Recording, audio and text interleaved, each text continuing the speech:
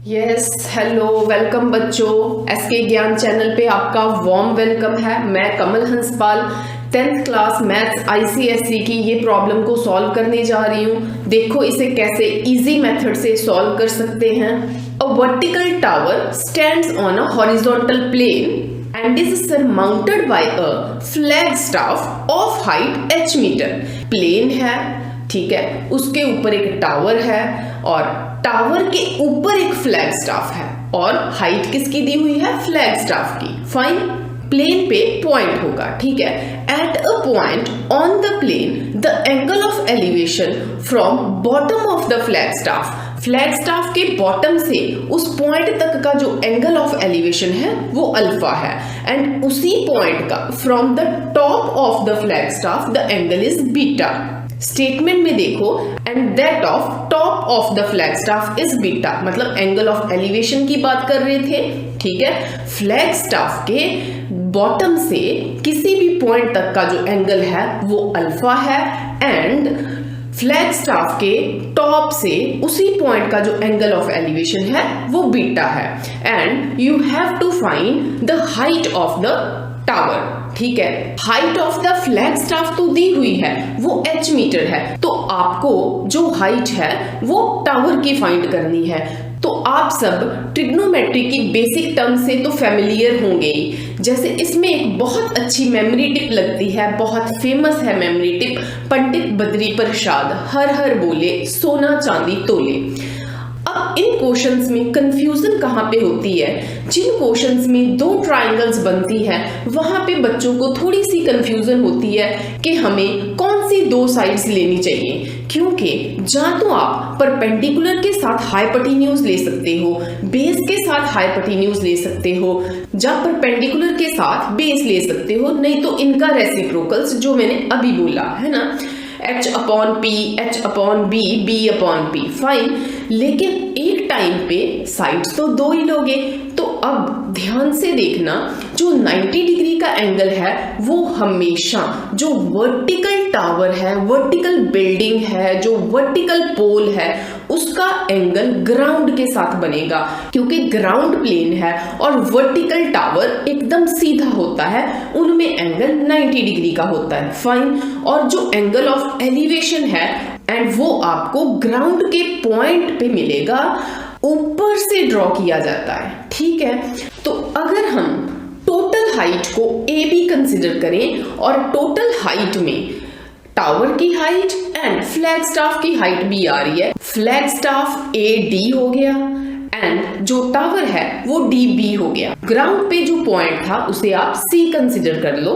Alpha angle के लिए मुझे ट्रायंगल उठानी पड़ेगी डी सी बी। फाइन, आपको एंगल देखना होता है, जो अल्फा एंगल है वो कहाँ पे बन रहा है। अल्फा एंगल के लिए मुझे ट्रायंगल उठानी पड़ेगी डी सी बी, ठीक है। ध्यान से देखो डी सी और बी, क्योंकि वहां तक 90 डिग्री बी आना चाहिए। जो भी आप ट्रायंगल कंसिडर करोगे वहां पे देख लेना 90 डिग्री इंक्लूड होना चाहिए और एक जो एंगल ऑफ एलिवेशन है वो इंक्लूड होना चाहिए। इस ट्रायंगल को अगर आप देखते हो तो आप देखो आपको हाइपोटेन्यूज लेने का कोई फायदा नहीं होने वाला, क्योंकि बड़ी वाली ट्रायंगल जिसमें बीटा एंगल ऑफ एलिवेशन है उसमें एंड जो छोटी ट्रायंगल जिसमें एंगल ऑफ एलिवेशन अल्फा है, दोनों में कॉमन क्या है? दोनों में बेस कॉमन आ रहा है। दोनों के हाइपोटेन्यूज अगर आप लेते हो तो वो कॉमन नहीं है। आप ध्यान से देखो, हाइपोटेन्यूज का कॉन्सेप्ट लेने का कोई फायदा नहीं होगा, मतलब परपेंडिकुलर अपॉन हाइपोटेन्यूज या बेस अपॉन हाइपोटेन्यूज, उसका कोई भी फायदा नहीं होने वाला। तो आपको बेसिकली कौन सी साइड्स यहाँ पे लेनी है? आपको परपेंडिकुलर इसलिए लेना है क्योंकि वो टावर की हाइट एंड फ्लैग स्टाफ की हाइट कवर करेगा, और बेस इसलिए लेना है क्योंकि दोनों ट्रायंगल में आप ध्यान से देखो जो बेस है वो कॉमन आ रहा है, ठीक है। तो अल्फा वाली ट्रायंगल में क्या होगा, डीबी हाइट को हम टी कंसिडर कर लेते हैं, perpendicular upon base tan of alpha, perpendicular T हो गया। बेस को आप कुछ x कुछ कंसिडर कर सकते हो, बेस को जब बेस ही लिख दो जब बी सी लिखो। फाइन, तो यहां से जब भी कोई और प्रॉब्लम भी आएगी, जब बेस कॉमन है दो ट्राइंगल्स में, वहां से बेस की वैल्यू निकाल के रख लेना। यहां से मैं इसकी क्रॉस मल्टीप्लाई करके बेस की वैल्यू निकाल रही हूं, दैट इज t/tan अल्फा।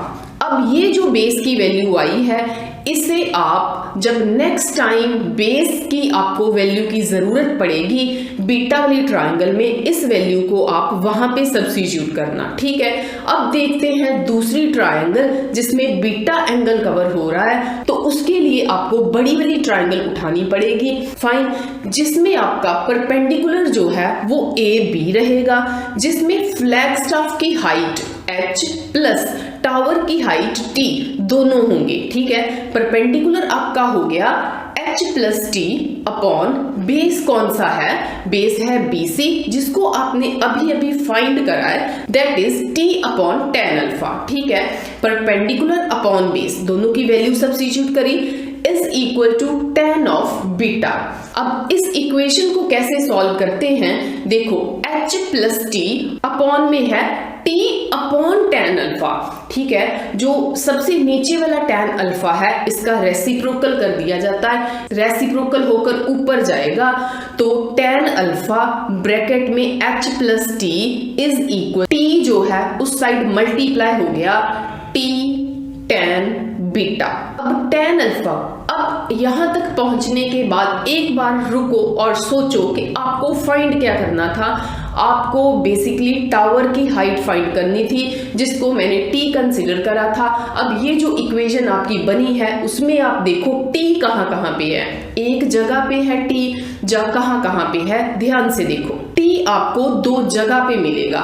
ठीक है, एक तो ब्रैकेट के अंदर है, एक t tan बीटा के साथ है। ठीक है, इसके लिए आपको मल्टीप्लाई करना पड़ेगा tan अल्फा को अंदर, h tan alpha plus t tan alpha is equal to t tan beta. t वाली दोनों इक्वेशंस को आप एक साइड पे रख लो, वो इसलिए क्योंकि आपको t की वैल्यू निकालनी थी। That will be t tan beta minus t tan alpha is equal h tan alpha.